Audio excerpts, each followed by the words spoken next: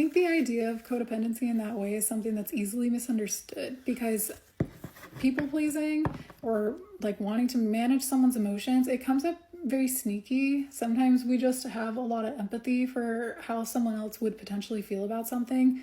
But because we assume that they're going to have a certain reaction, we just don't do the thing. And we think that we're being a good person. But when it comes to like sacrificing yourself and your own emotions for the sake of somebody else, because like you don't want them to have a certain reaction to something, that's codependent. That's managing their feelings. Like, let them have the reaction that they're going to. So this seems like it has to do with interpersonal relationships. It may also be that you have to say something to someone that you know they're going to feel a certain type of way about. But this is also saying that like part of you being overly cautious to this person about their feelings, that's coming from a projection of you. Because yeah, you would maybe feel like how you're assuming this person would feel in this scenario, but you don't actually know that. You don't really fully know how this person would react to whatever this is, and they may be a completely different version of themselves than the version of them that you're assuming is going to react a certain way. And that also is coming from a you place, right? That's not even coming from them.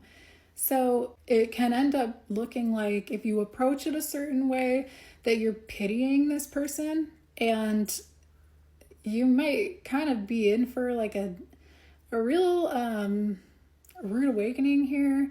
But it also just seems like it's kind of like a learning moment, because if you do kind of put this off and then eventually you approach whatever this is by kind of, being coy about it, or almost this is giving me like, hey buddy, like I know you're gonna feel a certain way about this. Then this person,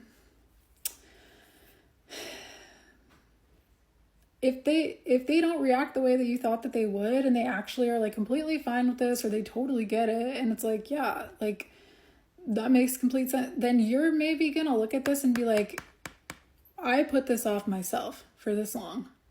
I stopped myself. I held myself back. I should have just ripped the Band-Aid off a year ago when I got this chance. And it's divine timing, right? Like, it happens when it's necessary. There were lessons maybe that needed to be learned, or things that you kind of needed to be able to integrate before you were able to actually fully just like take the step, right? So I want to know specifically about how this person that you know has, like, you're gonna have some kind of involvement with, or some kind of interaction with, or whatever this is, I want to know how they potentially would feel about whatever this specific thing is. It looks like I don't get to see what the thing is for a reason, so apply this however it fits, I guess.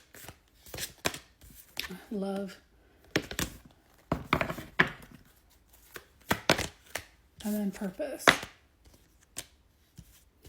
Whoever this is, I feel like they love you, but I also feel like they understand that there's something bigger. If you're coming to them for whatever this is, they know that it's real. It's meant to be something bigger. And so I feel like this person probably would have a lot more understanding than you think that they would.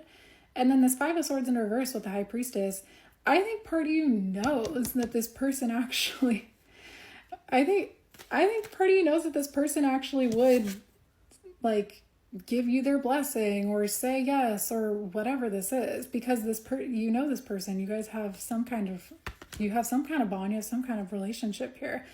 But I also think that, like I was saying about that comfort thing from part one, part of not actually doing this is just because it's like a safe, like an emotional support binky or blanket or whatever it is. And it's like there's that layer of comfort, but when you take that off and you do the thing, it's like, that maybe this person wouldn't actually respond the way you think that they would, but assuming that they would, it justifies you being able to, denial. That's exactly what I'm describing. It justifies you being able to hold off on whatever this is. But this is also reminding me of something that I posted last December or November. about like somebody else already jumped off this cliff and they're waiting for you to take the risk. They're waiting for you to do the trust fall here. And you're like, let's go back and check this. Let's just work a little bit more on my, what's the word? My form. Like, I'll just, I know I have some more studying over here I have to do. It's like, no, you don't. This is the energy of denial. And I know that I'm kind of being like, because in the relationships. But this is something where I think that it seems like it's like your guides have given you more than enough time to assess this, and they also know it's something you want. I was also saying in part 1, there is something about, because you've had this opportunity in the past, and because since then there's been a period of time, there have maybe been relationships or other opportunities that you've noticed have fallen away. And so things are dwindling, and it's kind of giving the energy of like, yeah, all those past timelines and all those past like karmic cycles and phases that we've kind of kept open here for not being ready yet, it's like those are all collapsing, and so you're on one single path. And that's also why I was like, at a certain point, it's part of your purpose to go there, and these people and these things will fall away. And so eventually it's like you're gonna get that opportunity and you're gonna have to trust fall. But would you rather be like trust falling and doing it on your own terms? Or would you rather be kind of pushed off whatever this is by the universe? And it's not looking like it's a life or death situation, but it is looking like you're not really going to get this opportunity for very much longer. We have freedom. Like I was saying, it's not life or death. You have free will. Also have denial here. I think that the part of you that is holding you back is the part of you that is scared that there's some chance that this person will say no to whatever this is. Because it does look like it's in the way. Or it's something where if you don't have to ask them, it may just be that you're scared of them having a certain reaction. And you're showing up as, with 5 of Swords in reverse, you're a good person, right? But don't use you being a good, considerate person as a justification for something that you know is like, that's not the actual reason that you're putting something off. It's not being put off because you just are so considerate. It's being pushed off because you're using that consideration for someone else as an excuse to avoid something that you have a fear of, or you have like, it's uncomfortable basically. I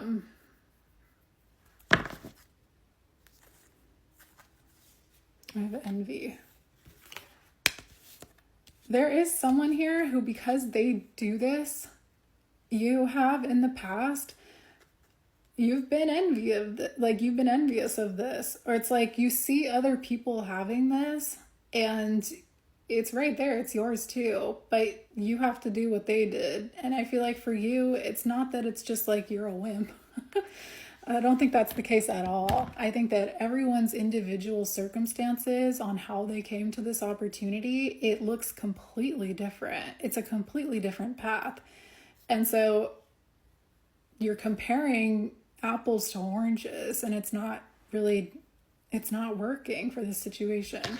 I think this has to do with a love situation. I think that this has to do, like, you're getting to a certain point where you're at a place in your own journey or your own growth, and it's being reflected back to you through some opportunities here, but you're not going to get these opportunities forever. Now we have the Emperor upright. So you, at this point, and now the 10 of Swords in reverse, I think that at this point, it's sort of saying that you are completely in charge of either betraying a situation by not doing a thing, by not telling someone, by not asking them something, by not, approaching them with whatever this is, or you are willingly